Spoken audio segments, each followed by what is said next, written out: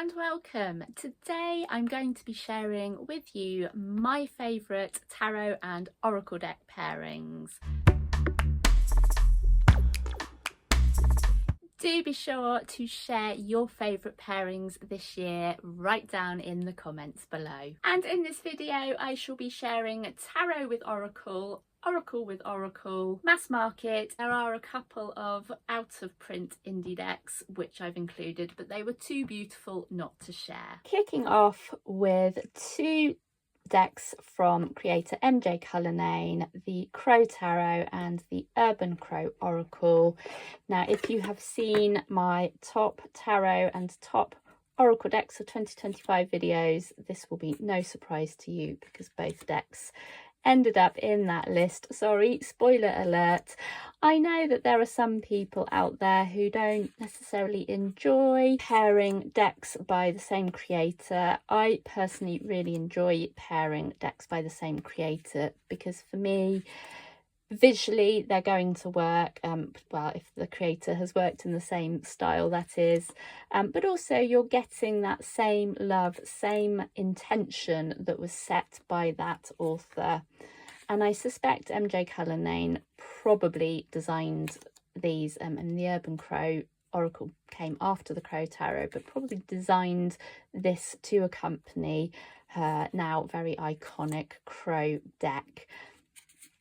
These crows are playful, but they are not afraid to show you what is hidden in the shadows as well.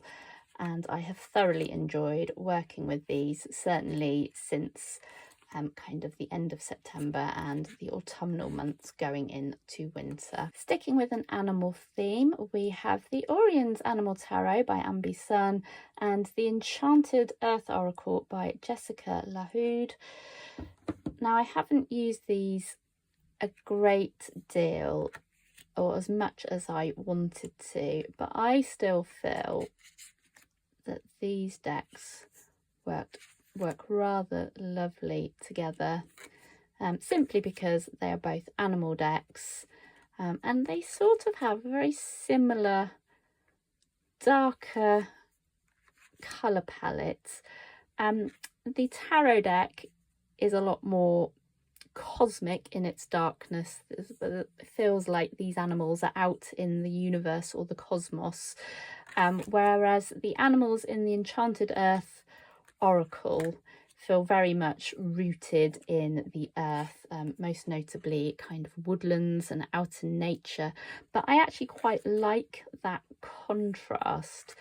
If you think the famous meaning of the Magician card in the tarot, as above so below, I would definitely assign the tarot deck as the above part and the oracle deck as the below part. So checking in with maybe what's happening with our higher self with the Orion's Tarot, and then maybe what we need to be focusing on down here on earth as our physical experiences. But the artwork for both of these decks are simply stunning. And I do very much enjoy just looking at these as pairings. If you have been watching me for some time, you will be familiar with these decks. You've probably seen this pairing before. That is the Forest of Enchantment Tarot and the Celtic Spirit Oracle. You will also be aware that many decks in my collection are nature-based or have plants or animals in them, which is probably perfectly illustrated by this pairing. An absolutely gorgeous pairing. More recently, both of these decks have an accompany tarot or oracle deck of their own, which I'm yet to get. Do comment below if you have both of either of these. Working with these decks together helps me to really reconnect with nature, but not just nature, kind of nature in its most magical essence, possibly going back to childhood and sort of revisiting ideas of fairy tales, particularly with the Forest of Enchantment. whereas the Celtic Spirit is probably a little bit more grounding. And I can see a pattern forming here of having a more sort of ethereal deck combined with something that is possibly bringing it back down to earth and grounding that magical energy. But absolutely love these two decks. I did mention there would be some decks that are no longer available, which is such a shame because these three indie decks by Lisa McLaughlin Art look absolutely stunning together. So that is the Oracle decks, Tree Wisdom cards and Plant Ally cards grouped with her Tarot Galamalfrey. So I'll just be very quick with these, but oh my word, the colours just pop, the line work, and you just get some really insightful readings with these decks. And what I particularly like is the kind of the layering and just her style in general. And with the Oracle deck, it's very simply done, but you have the meanings on the back here. Decks that vibed perfectly together were the Textured Tarot. I'm sorry, again, this one is another Lisa McLaughlin deck which is no longer available. Even the mini deck has now gone, with Rebecca Campbell's Rose Oracle.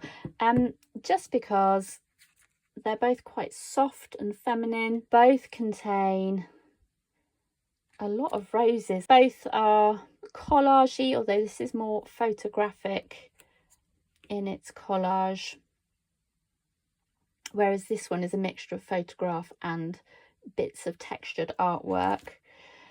Now, if you like the look of pairing your Rose Oracle with another tarot deck, I think pretty much any collage deck would work. I am considering getting Danielle Noel's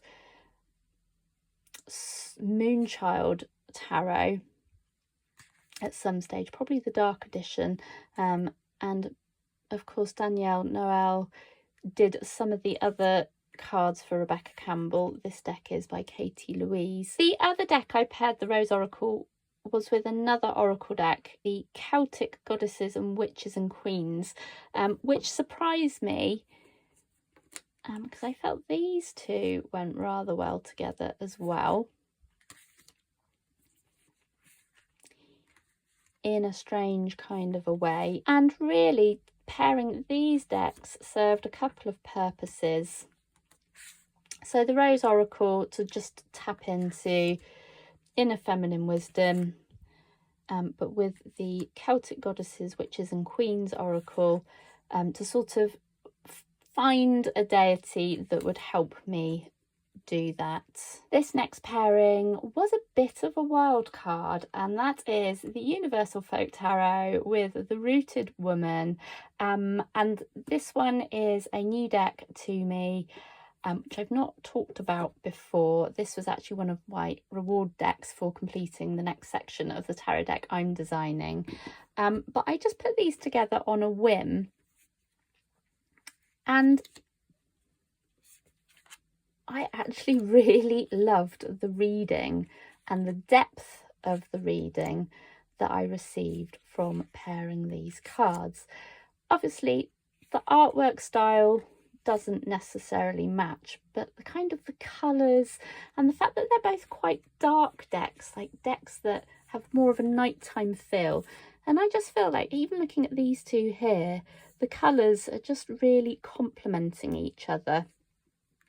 And so what I ended up doing was, I believe it was a 5-card spread with the Universal Folk Tarot, and then combined it with the Heroine's Journey spread, which is in the Rooted Woman. If you're not familiar with this, I have a kind of an unboxing of the Rooted Woman, but this is actually split into its own 3 suits. So you have places, allies and journeys. So I pulled a places, journey and ally card from this deck to clarify the message of this tarot. This pairing might seem a little bit odd, but I will explain why I decided to pair and enjoyed pairing my universal weights with David Wells's Tree of Life Oracle. This was really simply as a study deck combination, so using the information in the Tree of Life Oracle to try and help me decode and unpick the Tarot's association to its connection to the Kabbalah and the information held within the Tree of Life. Doing it this way was really helpful because rather than having to try and read a load of information, I was able to make connections between the RWS Tarot with the Tree of Life in more of a visual and pictorial way, identifying key symbols, so on and so forth. Continuing with bright and vibrant decks, we have the Lightseers Tarot paired with the I Am Queen Oracle. These two seem to pair really well together, just with the sheer vibrancy and energy within each deck. And I'm all about trying to pair cards which visually look awesome together. I mean, just look at these two together. We have the Devil card with the Queen of Unfelt Emotions. That's really interesting how the Devil's hair is sort of flailing about in some kind of, I don't know, magical storm, and then we have this face mask and hair doing a similar thing. Another pairing that really surprised me, so it's Oracle with Oracle, is the Moonly Manifestation Oracle card with the Season of the Witch Letha edition. Both very different in terms of theme and artwork style, but somehow they seem to go really well together. I may be biased, but they do both have a bit of a purple thread or vibe going on, so perhaps that's why I enjoyed using them so much, as I'm a bit of a purple fan. Yeah, this one, beautiful purple edge and back. But I was not expecting this at all, and I found actually that the Letha deck was a superb clarifier for the Moonology deck, and I just really enjoyed seeing these images work together side by side.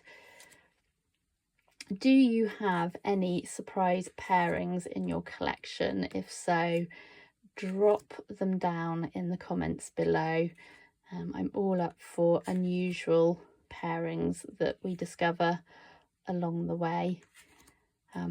But yeah, these worked. These were glorious together. And actually the Lammas deck worked quite well with this Moonology Manifestation deck as well.